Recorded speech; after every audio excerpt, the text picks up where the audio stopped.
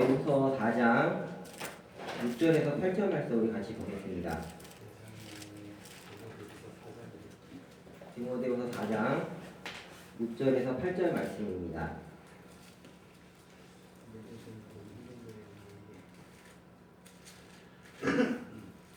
우리가 같이 찬양도 함께 불렀지만 같이 말씀 보도록 하겠습니다. 신약성경 346페이지입니다. 신약성경 346페이지 디모데후서 4장 6절에서 8절입니다. 다 찾으셨으면 한 목소리로 같이 읽겠습니다. 시작. 나는 시작. 전제와 같이 내가 벌써 부어지고 나의 떠날 시각이 가까웠도다. 나는 선한 싸움을 싸우고 나의 달려갈 길을 마치고 믿음을 지켰으니 이제 후로는 나를 위하여 의의 멸류관이 예비되었으므로 주 곧 의로우신 재판장이 그날에 내게 주실 것이며 내게만 아니라 주의 나타나심을 사모하는 모든 자에게로니라. 아멘. 우리가 신약의 여러 말씀 중에 그렇죠? 마지막을 부탁하는 여러 말이 있지만 어쩌면 그 중에서도 가장 우리에게 가슴 설레고 그렇죠? 우리 또한 가장 소망이 되어야 하는 말씀이 아닌가 싶습니다. 보통 사람들은 세상을 바라보면서 어떻게 꿈을 꾸나요? 크게 두 가지 부류가 있는 것 같습니다. 많은 세인들과 사람들은 보통 세상을 바라볼 때 꿈꾸는 것이 우리하고는 좀 근본적으로 다릅니다. 첫 번째, 사람들은 세상이 자신들의 열망의 대상인가요? 아니면 세상이 자기들하고는 세상과 자기는 좀 다른 존재인가요? 기본적으로 사람들의 세상은 열망의 대상입니다. 그리고 또한 미래를 바라는 가치관도 우리하고는 좀 많이 다릅니다. 어떻게 다르죠? 사람들은 세상이 갈수록 더 좋아질 것이고 그렇죠? 더 많이 윤택해질 것이어서 그 윤택해질 세상 속에서 나는 뒤떨어지면 안 되고 그 윤택하고 좋은 것들을 누려야 하는 사람으로 본인이 거기에 맞춰서 함께 발전해 나가는 존재로 커져 나가야 되는 것으로 많이 생각을 하고 이렇게 유토피아를 꿈꾸면서 살아가는 것이 사람의 기본적인 심리일 겁니다. 그와 반대로 영화나 이런 부분을 보면 그 유토피아를 꿈꾸는 사람들하고 반대로 그렇죠? 세상이 뭐 오염이나 여러 가지 이유로 황폐해져 갈 것을 뭐 경고하는 영화들도 있지만 그 영화들이 그래서 내세우는 메시지가 주로 뭐죠? 그렇게 되지 않기 위해서 그렇죠? 그런 자신들이 꿈꾸는 유토피아에 반대되는 그 황폐해지고 뭐 살기 힘들어지는 그런 사회를 만들지 않기 위한 경고의 메시지로 그런 영화들이 나오는 경우가 참 많이 있고 사람들도 그것을 바라보면서 그 속에서 내가 도태되지 않고 나가는 것을 바라는 것이 세상 사람들의 가치관입니다. 그렇다면 우리는 어떤가요, 여러분? 우리 믿는 그리스도인들의 가치는 어디에 있을까요? 또한 우리가 바라보는 미래에 대한 시각과 생각은 어떠한가요? 우리는 모든 삶의 원리가 성경 말씀의 기초에 있는 사람들입니다. 성경 말씀에 의하면 우리가 사는 이 세상은 갈수록 악해지나요? 아니면 세상이 말하듯이 더 과학과 문명이 발달하면서 사람이 살기 좋은 세상으로 나아가게 되나요? 말씀에 어떻게 나왔죠? 우리가 사는 사회가 갈수록 더 악해지고 힘들고 끝내는 재앙의 순간들이 오는 말씀을 우리는 말씀을 통해서 보고 있습니다. 어쩌면 지금 살고 있는 이 시대도 우리가 영의 눈으로 바라보고 육의 눈으로 봐도 지금 시대가 지금 상황이 어떻죠? 사람들이 꿈꾸던 시대와 일치하는 모습으로 흘러가고 있나요? 아니면 그와는 정반대의 경향으로 지금 현 시대가 흘러가고 있나요? 지금 시대도 말씀 그대로 흘러가고 있습니다. 여러 말을 적용하지 않고 증명할 필요 없이 그냥 지금 우리가 보고 있는 눈앞의 세상은 아주 힘들어가는 시대로 가고 있고 많은 과학자들이 또 뭐라고 얘기하죠? 이 코로나가 끝나도 또 새로운 질병들이 우리를 어떤 방법으로 어떻게 변화시킬지 알 수 없다라고 말을 많이 합니다. 지금 세상은 말 그대로 세상 사람들이 바라볼 때는 어떻죠? 본인들이 꿈꿔오고 희망했던 상황의 모습들이 아닙니다. 그래서 유럽에서는 뉴스를 우리도 불만 폭동이 일어나기도 하고요. 일본에서는 많은 여성들이 실제로 지금 이 상황 속에서 자살률도 좀 높아지고 있다라는 그런 결과들이 많이 나와 있습니다. 결국은 이 허망한 것에 가치를 두고 살아가다 보니까 그렇죠? 그 본인들이 희망하고 꿈꿨던 것들에서 삶의 현실이 달라지다 보니까 사람들이 반응으로 나타나는 것들은 좌절이나 폭력이나 아니면 뭐 자기의 삶을 극단적으로 포기하는 지경까지 이르는 모습을 우리는 보고 있습니다. 그리고 우리는 무엇이 변화되어야 되는 사람입니다. 많은 세상 사람들과 사회시민 운동들은 세상을 좋게 만들기 위해서 힘을 다하고 있습니다. 그렇다면 믿는 우리들은 그 변화의 주체가 누굽니까? 세상입니까? 아니면 우리 자신입니까? 여러분 뭐죠? 여러분에게서 변화해야 되는 것은 무엇입니까? 우리 자신입니다. 그리스도인들은 우리 자신이 환경이 변하는 것이 아니라 우리 자신이 변해야 한다는 것을 알고 있습니다. 그러면 우리 자신은 무엇이 변해야 하는 대상일까요? 우리 자신이. 우리는 그리스도인답게 하나님의 형상으로 닮아가기 위해서 우리 자신이 변화해야 되는 사람임을 우리는 알고 있습니다. 환경이 더 악해지고 아니면 그대로일지라도 변화해야 되는 것은 세상과 환경이 아닌 내 자신, 그리고 내가 살아가는 우리의 동료들, 또한 우리의 지체들, 우리가 영적으로 하나님 앞에서 날로 변화되어져 가는 삶을 살아가는 것이 우리의 목표고 우리의 희망사항이 되어야 할 것입니다. 때문에 세상 사람들은 눈을 뜰 때 가장 많이, 저도 한때 이 경험을 해봐서 아는데, 아침에 눈 떠서 제일 많이 하는 게 뭘까요? 우리가 알고 있는 많은 직장을 다니는 사람들이 시계부리. 아침에 딱 일어나자마자 화장실 가고 이런 거 말고요. 신문이나 인터넷을 보면서 뭘 제일 많이 볼까요? 경제적으로 왕성한 활동하고 있는 사람들이라면 사회적으로 되게 성공한 사람들은 뭘 할까요? 저도 최근에 그런 경험을 잠깐 해봤는데요. 주식 많이 보더라고요. 경제 뉴스 많이 보고요. 아침이 되자마자 그거부터 켜요. 뭐부터 보죠? 주식이 얼마나 올랐나, 뭐가 어떻게 됐나, 오늘 내가 가입했던 상품들이 과연 올랐나 내렸나, 아니면 내가 증권을 샀는데 이것이 올랐나 안 올랐나, 이걸 언제 팔아야 되나, 그런 여러 가지 생각들로 머리가 복잡하기도 하고요. 그런 것들로 많은 시간들을 시작을 합니다. 믿는 우리는 어떻게 하루를 시작해야 하고 어떻게 하루를 마무리해야 할까요? 그렇다면 우리는 내 자신이 얼마나 하나님 앞에서 더 정결해지기 위해서 내 자신이 얼마나 하나님 앞에 집중을 했는가, 오늘 나의 삶은 하나님 보시기에 합당한 삶이었나, 그런 것을 점검해 나가는 것이 우리의 삶이 되어야 할 텐데, 참 그러고 있나 제 자신을 돌이켜볼 때 많은 부끄러운 생각이 저에게도 들기도 합니다. 제 입으로도 지금 이런 얘기를 하고 있지만 과연 나 또한 과연 하나님 앞에서 주님 자녀다운 모습으로 가기 위해서, 또한 많은 믿음의 선지들이 고백한 그 삶에 가까워지기 위해서 과연 나는 얼마나 많이 애쓰고 있고 사모하는 마음으로 그것을 향해 나아가고 있나 돌이켜볼 때에 참 여전히 앞으로 나아갈 길이 아직도 멀었다라는 생각을 많이 할 수밖에 없습니다. 오늘 말씀을 보면 우리가 그전에도 이 시간에 말씀을 봤지만 바울은 이제 어찌 보면 본인의 죽음을 임박하고 있는 시점에서 이 말씀을 기록했다는 것을 우리는 늘 잊지 말아야 합니다. 이 시점에서 지금 바울은 자신의 삶을 어땠다라고 고백을 하고 있습니까? 우리 6절하고 7절 다시 한번 읽어볼까요? 시작.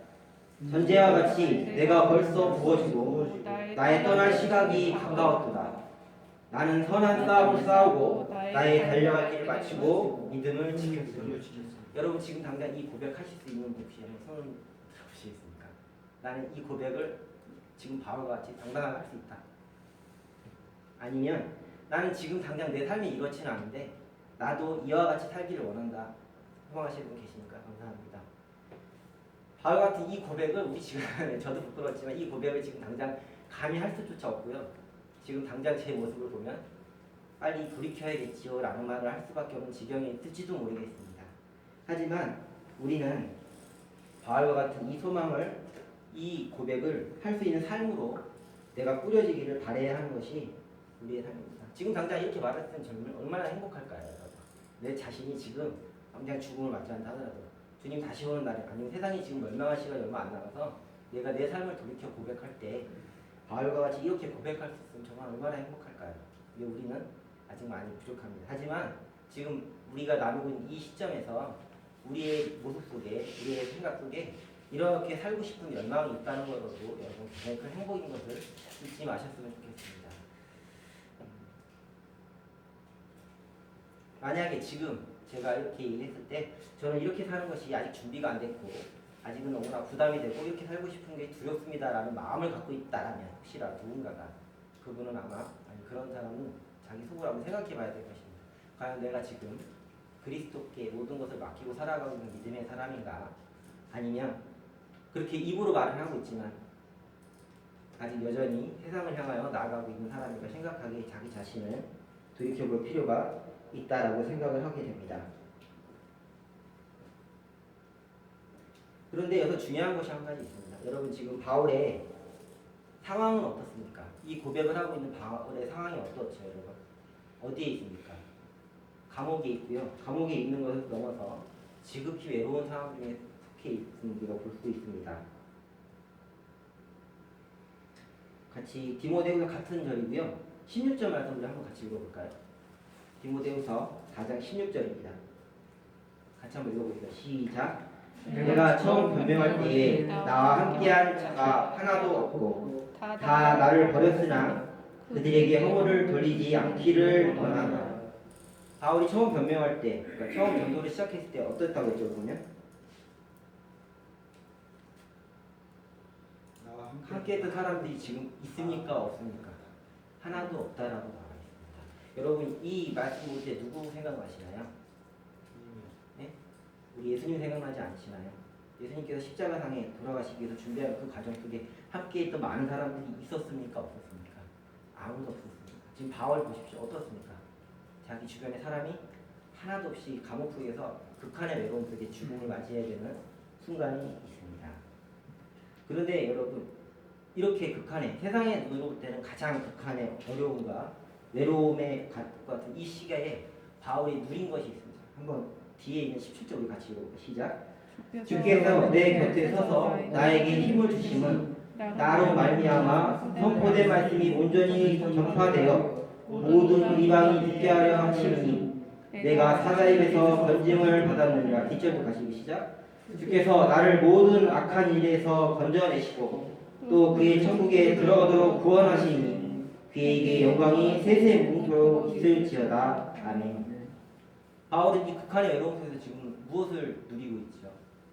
주께서 나의 곁에 서서 나에게 힘을 주고 계심을 바울은 깊이 느끼고 있습니다.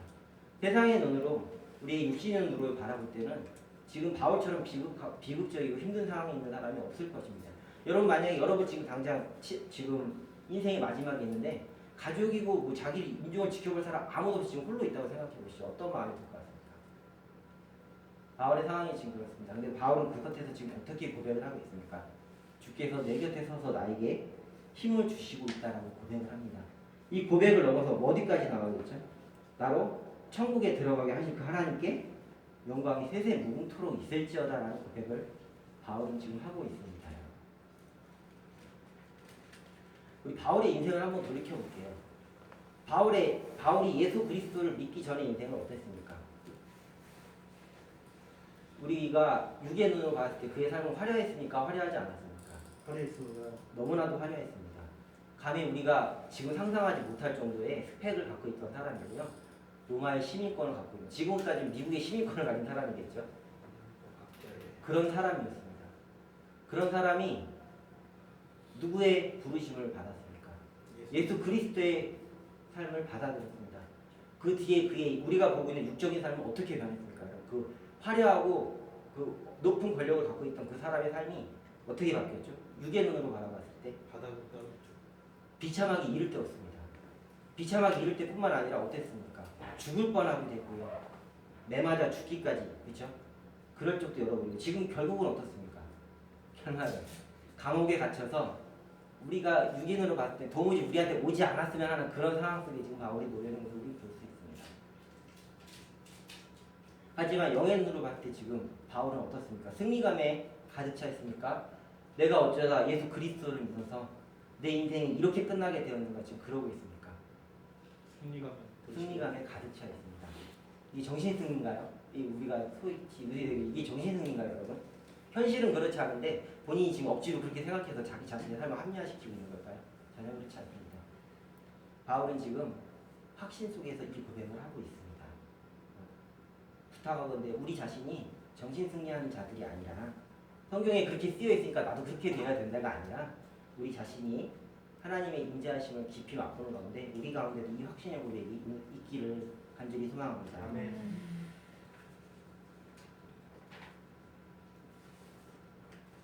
여러분 이렇게 최후를 맞이할 수 있겠습니까? 네. 감사합니다.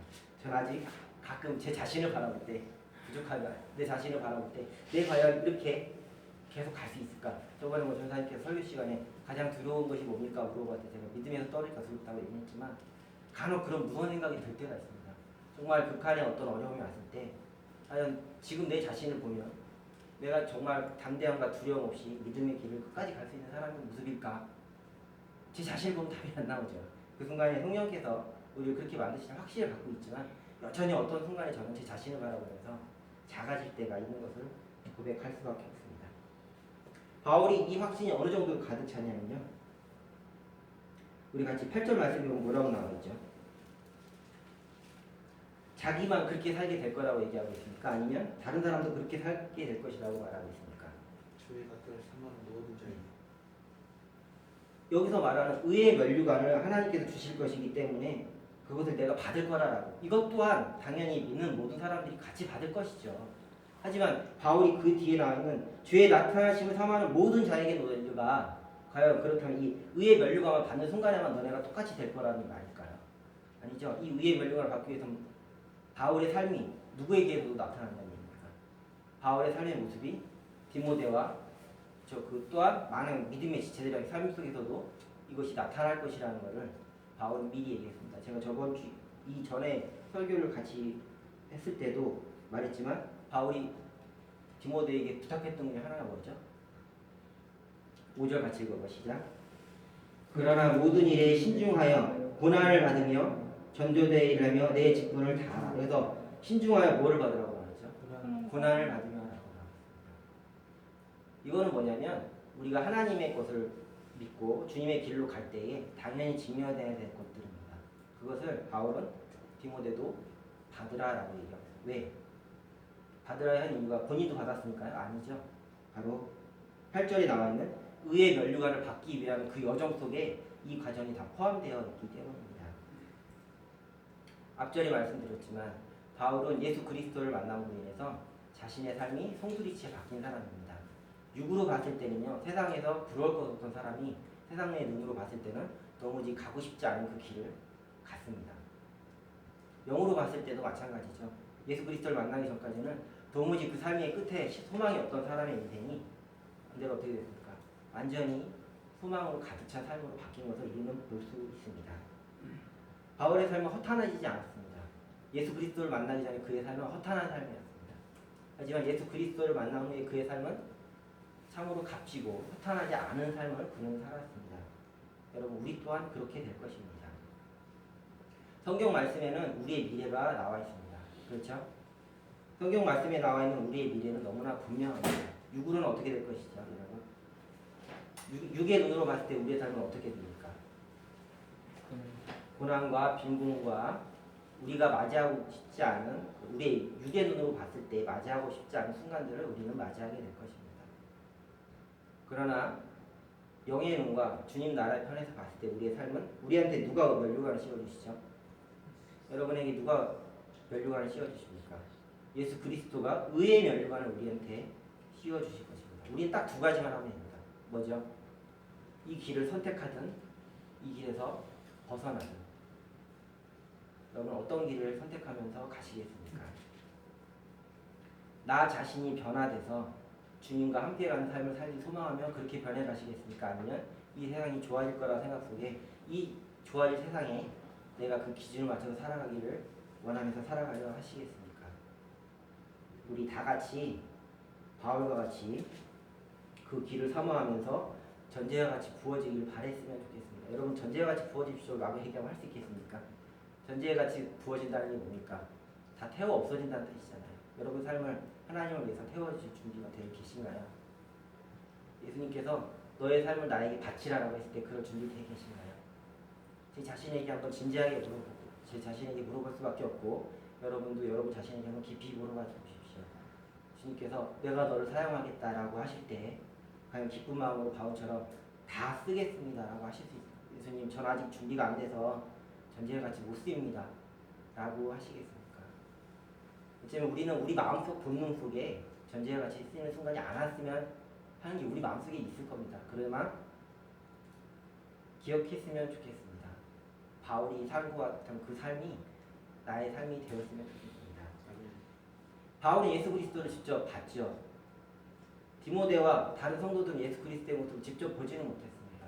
그러나 이제 주님 나라 가서 이미 봤겠죠. 근데 누구를 통해서 예수 그리스도의 삶을 봤습니까? 바울을 통해서 예수 그리스도의 삶을 봤습니다. 그렇다면 반대로 묻겠습니다.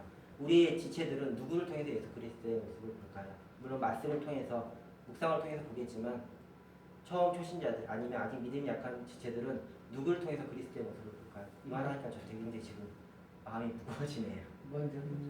연점이는 우리가 주님의 그리스도의 모습을 보여줘야 되는데 제 모습을 보면 제가 과연 그리스도 예수의 다운 모습을 단 하나도 보여준 것이 있나?